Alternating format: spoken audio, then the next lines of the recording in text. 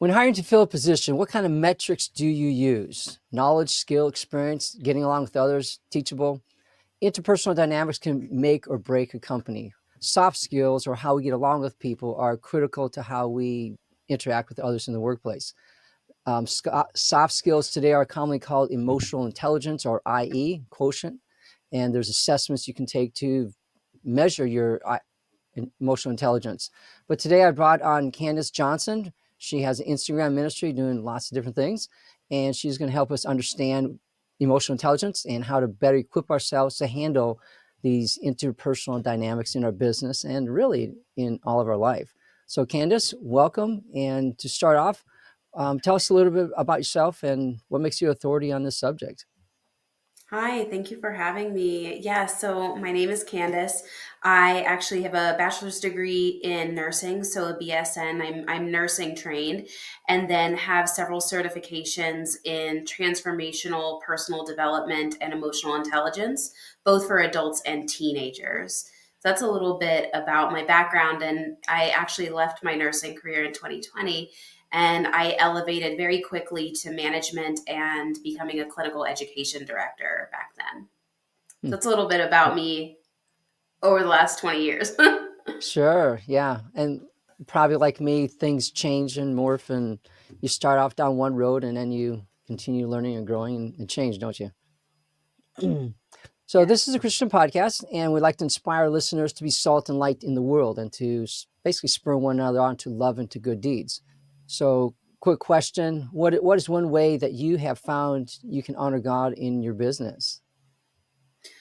Stay on assignment. We were just Stay on talking about assignment. that Very right good. before we got on the podcast. Yes. Yes. Yes, What does stay on that mean? assignment.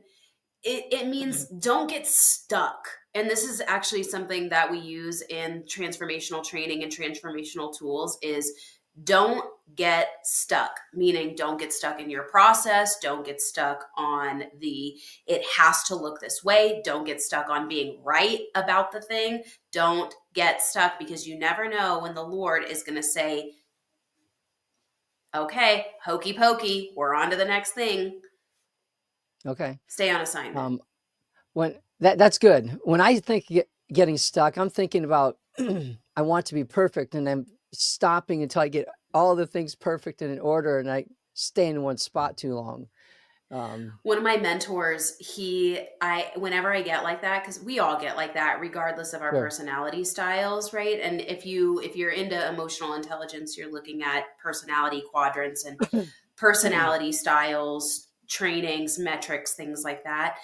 I had a mentor once, and I hear this was 4 years ago when I was in a training, and he said this to me in a private chat on Zoom, but I knew his personality and I knew it was coming through, and this is what he said. Actually, well, I'm gonna leave you hanging for a minute. I think of this every time the perfectionism kicks in, every single time I get stuck, every time those things. This is what he said to me. Are you ready? Yep. Stop it. Stop. Stop. That's literally what he said in all capital letters. Stop it. And then he would follow it up if I didn't with get off it. It's a trick of the brain.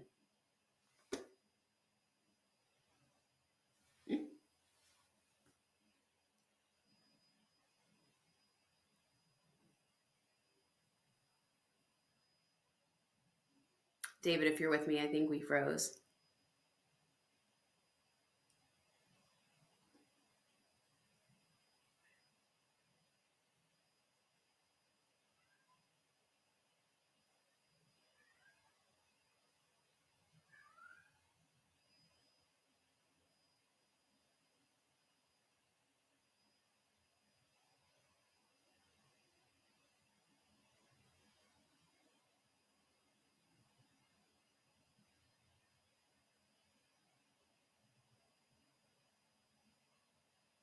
Hi, everyone. If you can hear this, David popped off. Looks like his technology had a glitch. And traditionally, when leadership, we're taught to almost like panic and fix the problem. Panic and fix the problem. At least that was what was demonstrated to me in my nursing career. And in emotional intelligence and transformational leadership, we're taught to trust the process, that everything happens for a reason. Everything happens for a reason. And to use what I said earlier, whatever our brain is saying when there's a defect in the process or a glitch in the system or a kink in the plans, we stay on assignment and get off whatever stickiness we were on that could keep us from just moving forward.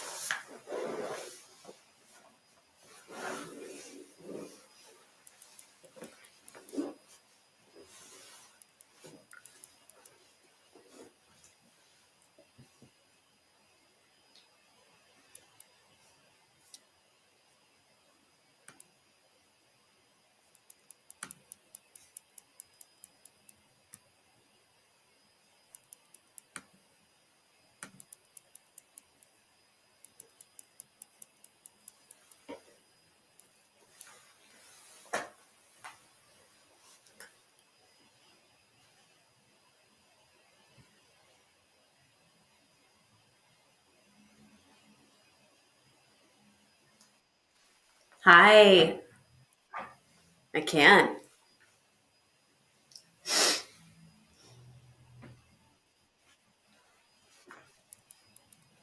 All good, all good. Can we keep it and edit it?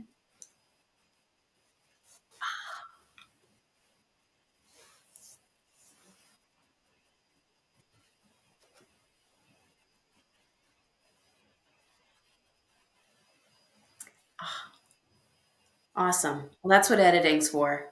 The recording stayed. Hmm. Hmm. We can pick up where we left off. It recorded if you're cool with editing it.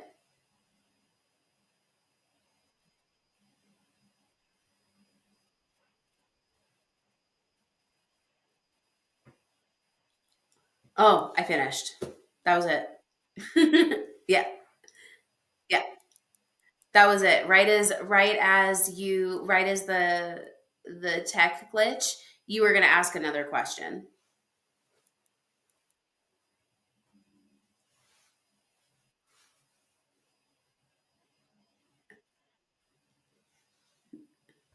Stop it. That's really good. So for our audience, which may or may not know, define emotional intelligence. What does that mean? Emotional intelligence to me, it can be defined several different ways, especially if you Google it or Wikipedia it or whatever. But to me, emotional intelligence means two things. It means something in here and then something out there. So emotional intelligence means how connected am I to my emotions such that I have done enough healing work so that I show up to myself in a way that's neutral, effective, and moving the needle forward. And what that means to me also isn't it's not pushing through like say our parents' age would do. Pushing through, I just got through it or pushed through. That's not emotional intelligence. That's scarification, as we learn. Okay. Okay. All right. That becomes anger and calcification and cancer and inflammation. That's my nursing background showing up. Okay. Emotional intelligence within me, being aware of my emotions, healing, doing the work that it takes so I can show up neutral. And when I can't, developing the tools such that I can show up neutral.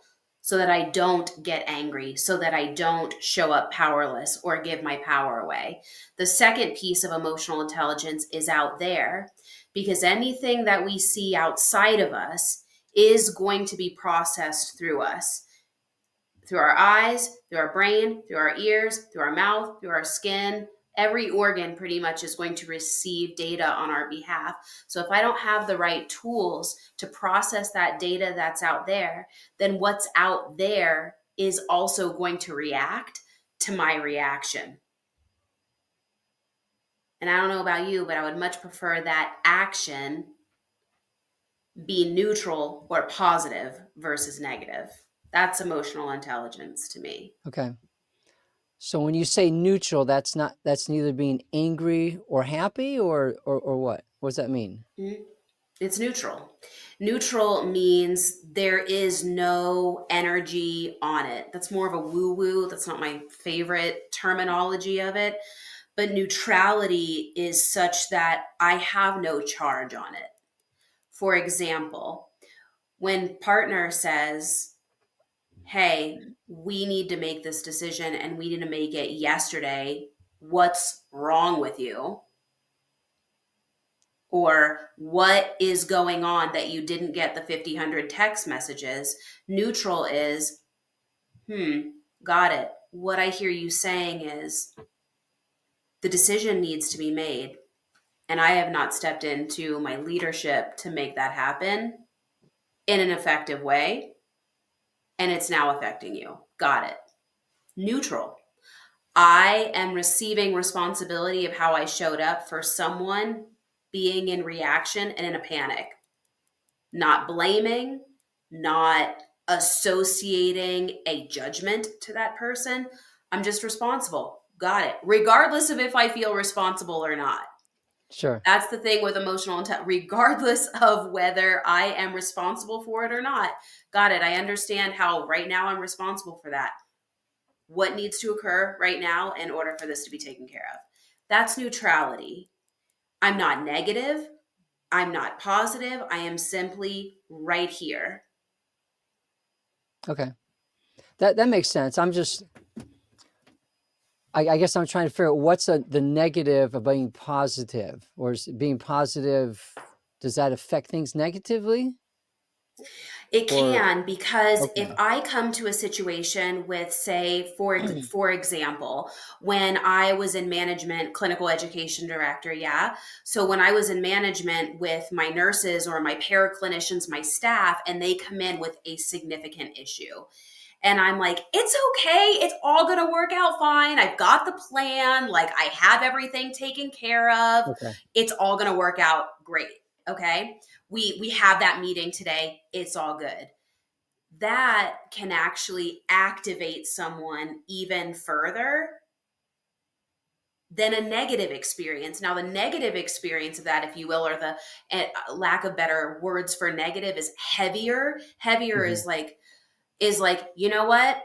Last time you came into this office, I couldn't get anything done. I've told you 3 times that I was going to take care of that issue. I've got it. I am the manager. I'm taking care of it. We have the meeting today. Yes. No, Some, I get it now. you know what Yes. I mean? Yeah.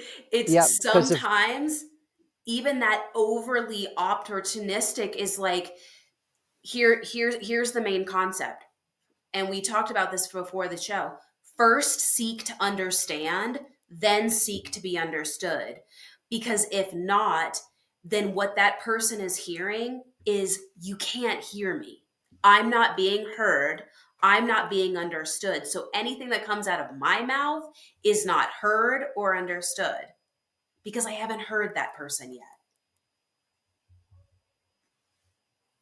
Yep, makes sense. I was just trying to picture that, but yes, if I come and I'm overly optimistic, like what you said, it could make you feel like, well, I got it all taken care of. You're stupid for thinking that. Um, or the negative one is, why are you bothering me again? So yes, I'm understanding that now. Very, very good. So I understand the neutrality part. Um, this should be obvious again, but leaders, why is that important for a leader to do that? to be more neutral when people come to them with a problem? It's important because we're not just talking about the task that's at hand right now. We're talking about an overall culture of the entire company and or the pieces of the company. For example, this one experience with this one person, or this one experience with your team, or this one experience with your managers, it goes into what we call the list. And the list is the list of taxation or receiving, tithing, if you will, Mm-hmm. that we record with each other. We record it with our Okay. friends. We record it with our bosses. We record it with our kids. Our kids are recording constantly. Oh, here's the 18 times dad came neutral, and here's the one time he came negative. Here is the one time that dad showed up negative at work. We're keeping tally constantly. And when we get into a team environment, and when we get into an environment where there are things to handle, we want to know, as effective, emotionally intelligent leaders, that there's a neutral space constantly.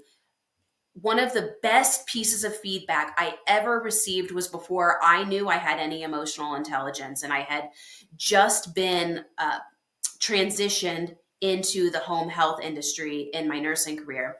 And this was like lower level, like beginning level, working from the bottom. The feedback that I received was, Candice, you are the most emotionally stable person we've ever Hmm. had in our home. And I thought, well, that's interesting because there's chaos going up in here. I had so much going Sure, on in my sure. life. I needed spiritual healing. I was definitely in sin, and I had a lot going on, but the feedback that I received was different.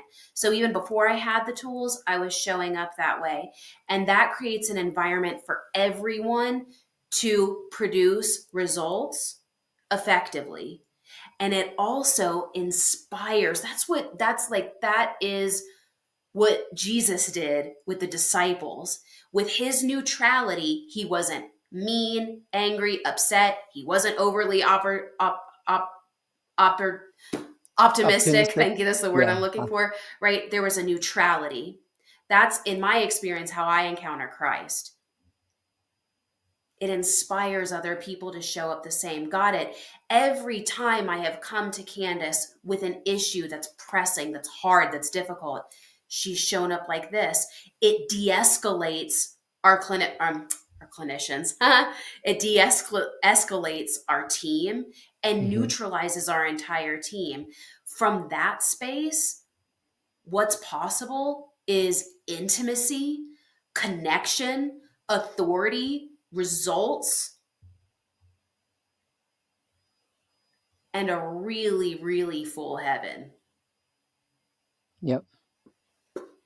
It reminds me of the trust part, the trust factor too, because when you come in neutral, it seems like you're accepting the person too, and you're not overly bearing or apologetic or banging them over the head or whatever. You just, okay, let's get it done and move forward.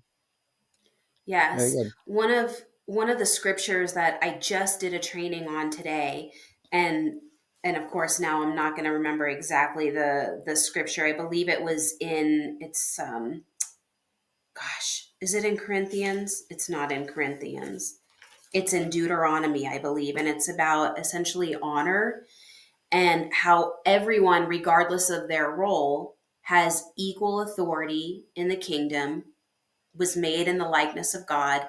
Everyone, regardless of their station or gender, is equal, made in the likeness of the Lord. And I remember when I first became a manager, my first position, again, before emotional intelligence training, I sat down at my desk that first day, and this idea came into my head from the Lord. I know it was now from the Lord, right? I didn't know then, but I knew now. Yep. I know now. And it was, I wonder what would happen if I treated everyone like the manager. I wonder what would happen if I treated everyone like the manager. Throughout my entire experience as a director and then as an emotional intelligence trainer, I always had the highest producing teams, the highest producing results, and I had people from other teams who wanted to come play on Candice's team. And I had people coming to me saying, Candice, how are you doing X, Y, and Z? How on earth do you have 15 more sales XYZ than anybody else? How are you that far ahead? Easy. Everybody's the manager. Hmm. Everybody's a manager and treat them like that. Very good. Very neat. What are some common mistakes you see people making when they're not showing emotional intelligence?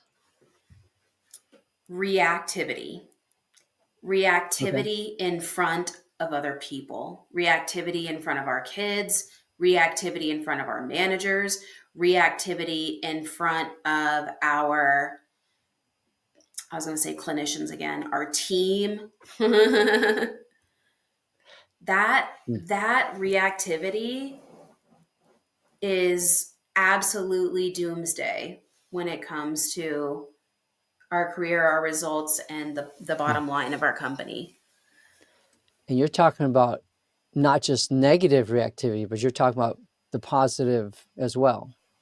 Is that what you're saying? Yeah, you Is it know what? more? It's interesting that you asked that question. What comes up for me when I hear that question is what's going on in here.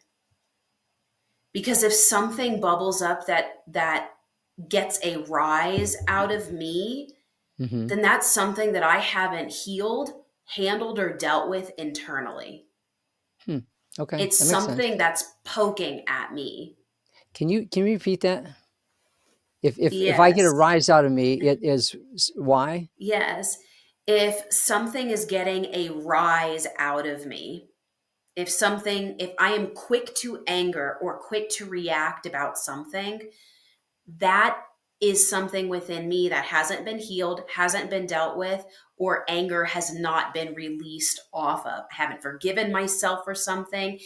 And most high level CEOs, emotional intelligence trainers, multi-million dollar business owners who have had the pleasure and opportunity to coach and train, they don't think it has anything to do with them or anything Okay. to do with the inner healing.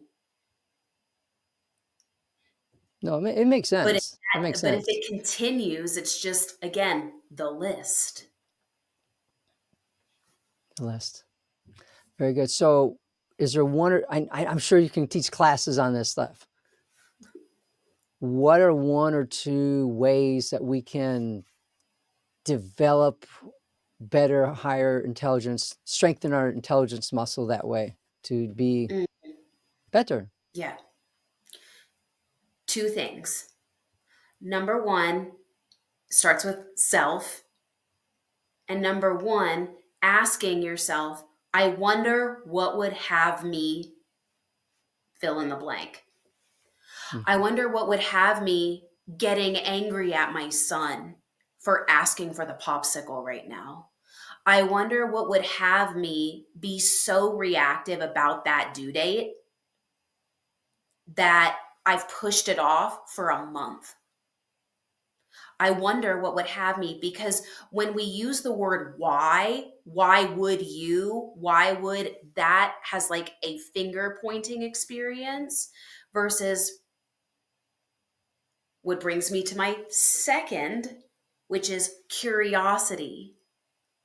When I come from a place of curiousness, as soon as that activation happens, as soon as that trigger is hit, because let's be honest, we're human. And just because I'm an emotional intelligence, whatever, fill in the blank resume, doesn't Yep. mean I'm not going to get reactive at some point. But what I know is if I train myself to come from a place of curiosity, hmm, all right, Sue, that has now activated the everything out of me.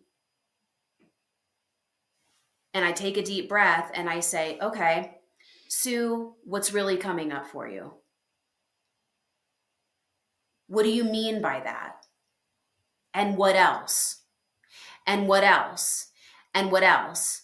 Okay, got it, Sue. What I'm hearing you say, what I think I'm hearing you say is this, and this. Is this what I'm hearing you say? Got it. Is there anything else? Is there anything else that I'm missing? Anything else that I'm missing? Okay, got it, Sue. I understand it. If I may have a few minutes, I would like to come back to you tomorrow on this. Thank you. I appreciate that.